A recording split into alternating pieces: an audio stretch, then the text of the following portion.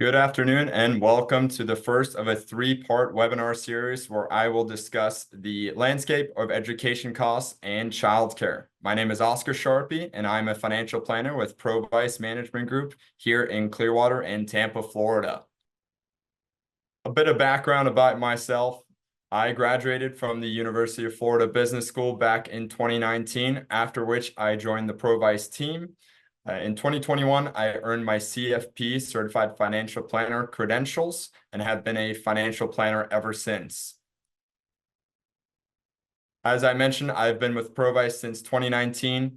We are a local firm here in Clearwater and Tampa, Florida. We service over 1,100 client households in 30 different states for the past 30 years.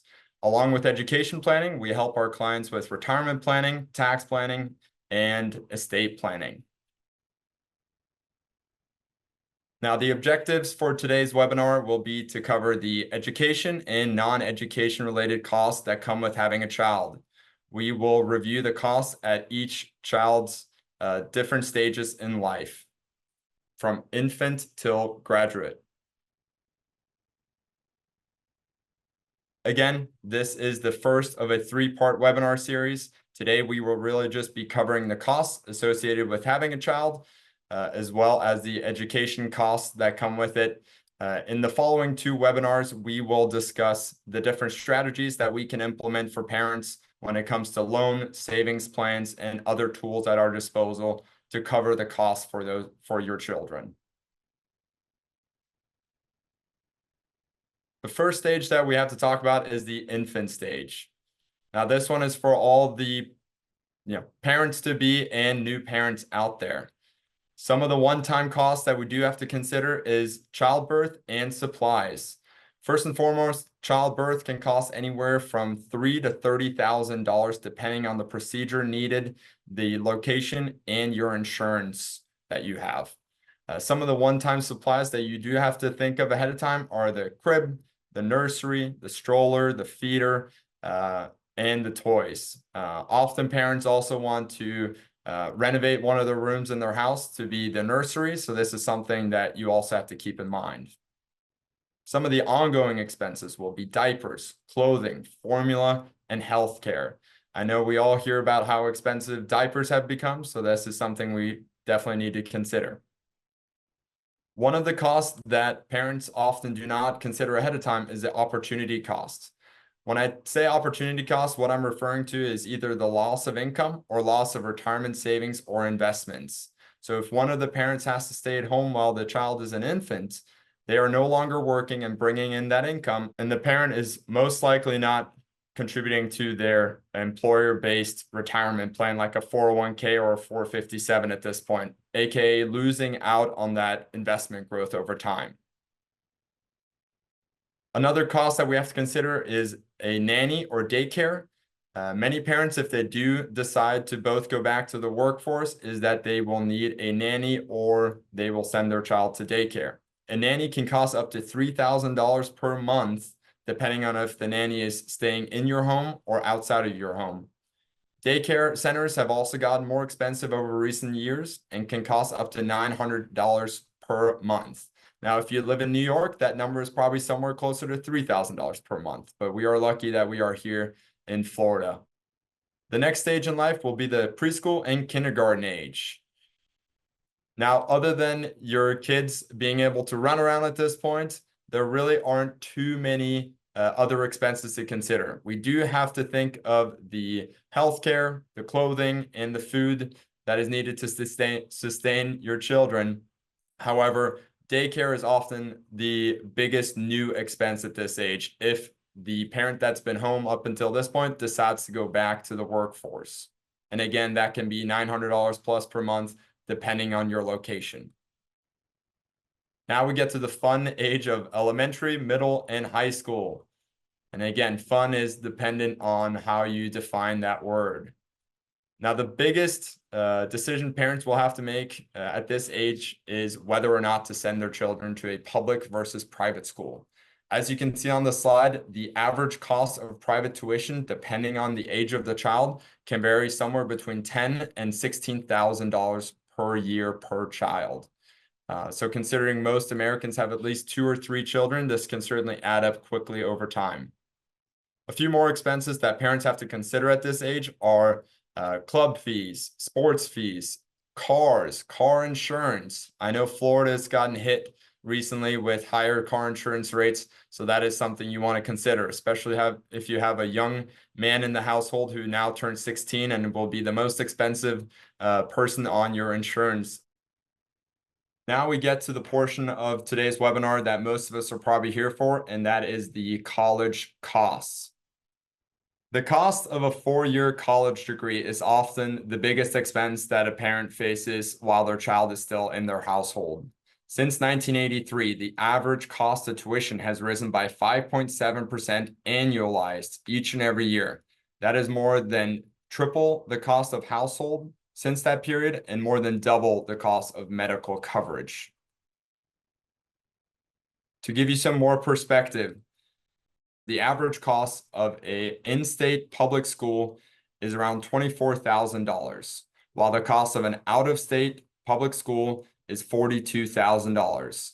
Last but not least is the cost of a private university, which comes in at $56,000 per year. So this is a decision that students and their parents have to make ahead of time and certainly plan for early on in the planning stage. With that, there are many ways to pay for college. There are many different investment accounts like 529 savings plans, prepaid plans, UTMAs, UGMAs, and brokerage accounts that parents and students can take advantage of ahead of time to be better prepared for the college years. While many of those names may sound unfamiliar to you, that is something we will cover in greater detail in our following webinar. Loans is also something that parents and students have to consider. There are private and public loans, and knowing the difference can certainly impact what decision you make. Family assistance is also a conversation that you need to have within your family. Is there a grandparent or parent that's willing to supplement some of the education costs while the child is in college? Should the child get a job while they are in college? These are all personal conversation that you will have to have between your family members. As I mentioned at the beginning, this was just the first short and sweet webinar of a 3-part series. We will really get into the meat of the education planning portion in our following webinar when we will discuss the different investment vehicles, savings plans, and other options that parents have when it comes to college savings.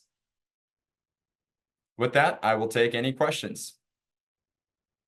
Okay, I hope you all enjoyed that short and sweet presentation. Again, this is the first of a 3-part series. Really, in the second webinar, we will be covering a lot of the meat when it comes to education planning, when it comes to 529 plans, Coverdell plans, UTMAs, UGMAs, again, all that fun stuff. So if you have any questions related to that, you can hold that off until the next webinar, but feel free to stay tuned for that one in May.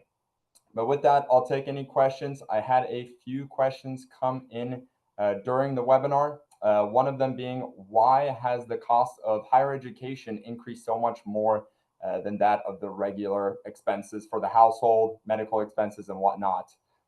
There are several reasons for this. One of them being that universities have historically expanded over time now. More and more students have entered the university portal, if you will, and universities are having to hire more staff, build more buildings to accommodate that. Another reason for this, depending on the university, they may or may not be getting as much funding from the state and federal government at this point. So those are all factors that are considered. Let's see, can we get a copy of these slides? Yes, we can send out a copy of these slides following the presentation as well as the video. Another question we have, let's see, are there any tools to help us plan for the cost of college? I'm glad you asked because I had the website already pre-prepared. So I'll share my screen quickly here. Let's see if I can manage this. So this is a great website for parents who are planning for college. It is on the Saving for College website. It is the 529 College Savings Calculator. As you come on this page, you will see a lot of different parts that you will need to fill out, but I'll walk you through it quickly and you can log in here yourself and put in your information. But let's just go through a quick example. We will assume your child is 4 years old. You have a household income of $100,000. You currently have $10,000 saved up for college, whether that is in a 529 plan or a brokerage account, wherever it might be. Currently, you can afford about $250 per month to contribute to that plan.